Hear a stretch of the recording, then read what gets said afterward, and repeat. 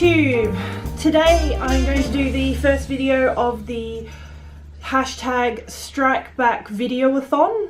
Not a snappy title, but a good idea. I saw this first on my fellow Australians booktuber channel, G-Swizzel. So thank you, G-Swizzel. The very first video is what's the best book you've read because of BookTube. Now, I've only been a booktuber for a month, but I was only a lurker and a watcher for a month before that. So I really haven't had a chance to,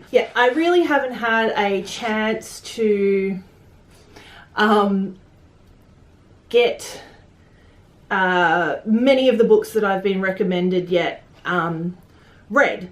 So I did go out and buy a book straight away because of the recommendation from Kitty G, and that book was Theatre of the Gods. Yeah? Do you think that one's good? Wicked. Because it was said that it was the humour of Douglas Adams, etc.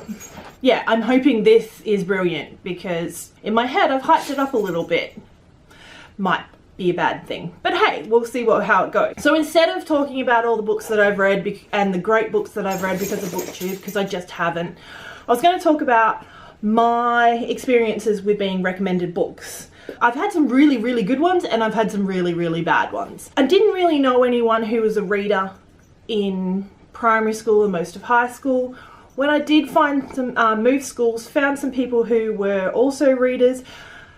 They read the same things as me. They read Douglas Adams, they read Terry Pratchett, they read fantasy and sci-fi and fan fiction, a lot of specifically Sailor Moon fan fiction. There wasn't so much recommendations as just a melting pot of all our ideas. I then went to university and it was much the same thing. My partner and I really bonded over our love of Douglas Adams, and that's how we really got to know each other. I love Douglas Adams' British comedy, which is actually the reason why Colin is named Colin.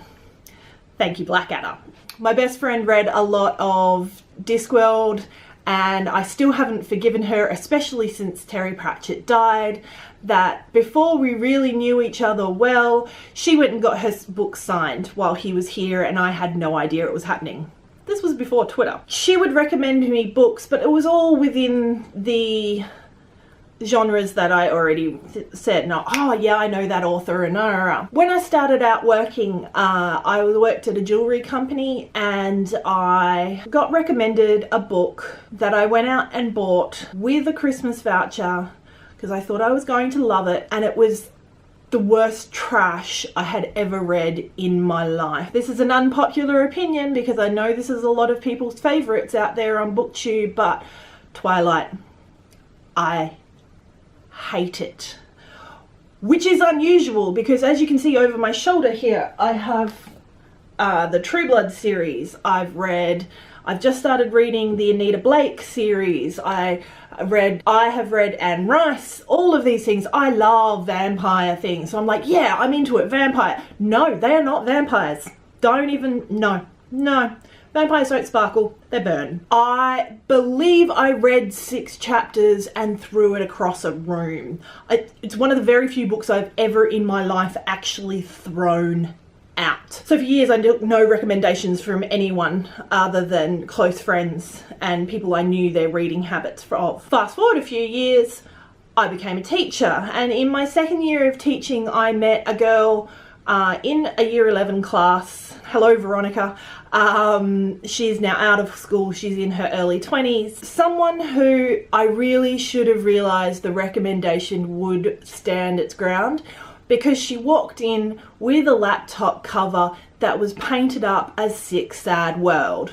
Now, if you don't know Sick Sad World, you don't know Daria, do yourself a favor, to quote an Australian rock god, do yourself a favor, go and find Daria. It was an MTV cartoon series in the 90s that came out of Beavis and Butthead, which is just trash. But between Daria and Jane Lane, I have every single aspiration covered. Between the reading, the dressing, the artistic values, the knowledge, and the attitude. Oh my god. So, I should have listened to this girl's recommendation because of her love for Daria. She hadn't gone out and bought this laptop cover.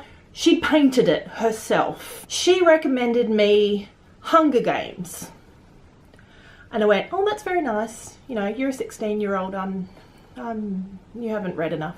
Not listening. 18 months later, I taught her 2 years in a row. She's still hassling me to read this Hunger Games, and I finally broke down and read it. And oh my god, awesome. I love it. So much so that I read the first book and I was trying to get it finished, and I had probably, I don't know, 2 chapters left. Something very minuscule. And I was falling asleep. And I fell asleep, and this is spoilers, but come on, it's Hunger Games, you should have read it already. Or at least seen the movies, they're all out. Katniss and Peeta were on top of the Horn of Plenty, the threat of being attacked by the mutated dogs. Peeta was possibly bleeding out. I had to go to sleep. I couldn't stay awake. I'm not a stay awake all night and read person. I read to fall asleep. The entire night I was waking up in a panic, checking my partner to see if he was still alive because he might have bled out, thinking I was Katniss and he was Peeta.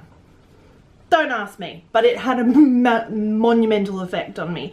So I went back to school and told that student. So since then I have had to change my idea about recommendations.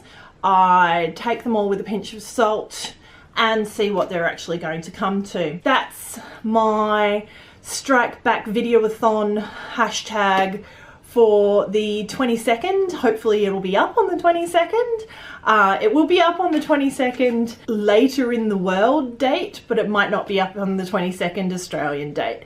So thank you very much. Keep up the reading.